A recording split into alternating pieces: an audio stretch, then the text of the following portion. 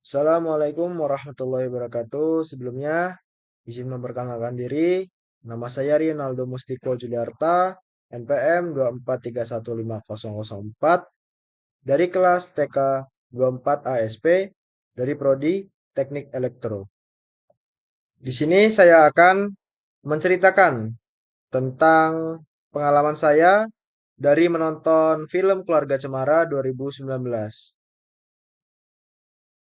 Di sini saya akan menceritakan tentang awal cerita film dari Keluarga Cemara. Dari yang saya tonton itu, film diawali dengan memperlihatkan keluarga yang ceria, harmonis, serta berkecukupan dalam segi ekonominya. Nah, di sini saya akan langsung menjelaskan klimaks atau puncak dari film Keluarga Cemara 2019. Dan dalam film ini, klimaksnya mencapai ketika ibu mereka yang sedang jatuh sakit dan kondisi ekonomi yang sedang susah karena ayah mereka yang kehilangan pekerjaannya, serta mereka yang kurang menerima kehidupan yang mereka jalani saat ini. Dari transisi dari keluarga yang tadinya hidup berkecukupan menjadi keluarga yang hidup seadanya atau sekarang tuh sederhana. Dan untuk resolusi atau penyelesaian masalah tersebut itu dari film Keluarga Cemara ini, awal dari resolusinya itu ketika ibu mereka yang kembali sehat atau pulih dan ayahnya serta anak-anaknya yang menerima kehidupan yang dijalani oleh mereka saat ini dari yang tadi hidupnya serba berkecukupan, sekarang mereka harus hidup sederhana atau seadanya dan hubungan keluarga mereka pun kembali ceria dan harmonis seperti semula. Untuk kelebihan dan kekurangan dari film Keluarga Cemara 2019 ini adalah kelebihannya. Yang pertama, ceritanya itu sangat sederhana, tapi sangat menyentuh hati penonton. Dan yang kedua, film ini cocok ditonton untuk semua kalangan usia, mulai dari anak-anak, remaja, dewasa, hingga orang tua. Dan yang ketiga, acting yang natural dari setiap tokoh. Nah, maksud dari acting yang natural dari setiap tokoh ini, eh, tokohnya itu mampu memerankan setiap yang dia perankan dalam cerita film tersebut. Dan untuk yang kekurangannya sendiri, ada tiga juga. Yang pertama, ada beberapa karakter pendukung yang kurang mendalami perannya.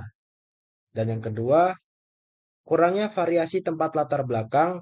eh, dan yang ketiga, minimnya ketegangan atau konflik eksternal karena konflik ini lebih banyak ke konflik internal. Nah, jadi kekurangan film ini dari yang ketiga tadi, minim ketegangan atau minim ketegangan atau konflik eksternal karena konflik lebih banyak ke konflik internal. Maksudnya dari penonton itu eh, konfliknya tidak hanya menceritakan tentang yang ke internal saja, tetapi harus ada cenderung lebih banyaknya ke permasalahan di konflik eksternal atau atau di luarnya konflik internal itu sendiri. Dan langsung saja saya menyampaikan pesan moral yang bisa saya dapat dari film Keluarga Cemara 2019 ini adalah yang pertama, pantang menyerah dalam menghadapi permasalahan hidup.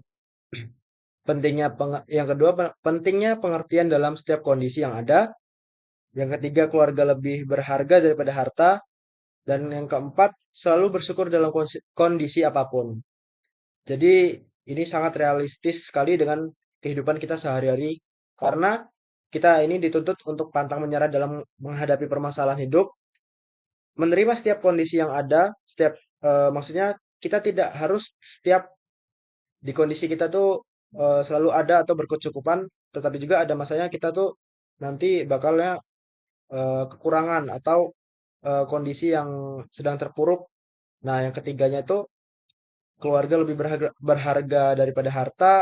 Harta itu bisa dicari, tapi keluarga yang bisa pengertian, bisa yang eh, memahami setiap permasalahan hidup yang kita tempuh itu lebih berharga dibanding harta itu sendiri. Dan yang terakhir, selalu bersyukur dalam kondisi apapun. Itu yang saya ucapkan pertama tadi, selalu bersyukur dalam kondisi apapun, mau itu dari susah, senang, atau apapun itu. Itu saja yang bisa saya sampaikan mengenai kekurangan, kelebihan, pesan moral, resolusi, klimaks, atau yang lainnya dari film Keluarga Cemara 2019 ini. Kurang lebihnya saya mohon maaf. Saya akhiri. Wassalamualaikum warahmatullahi wabarakatuh.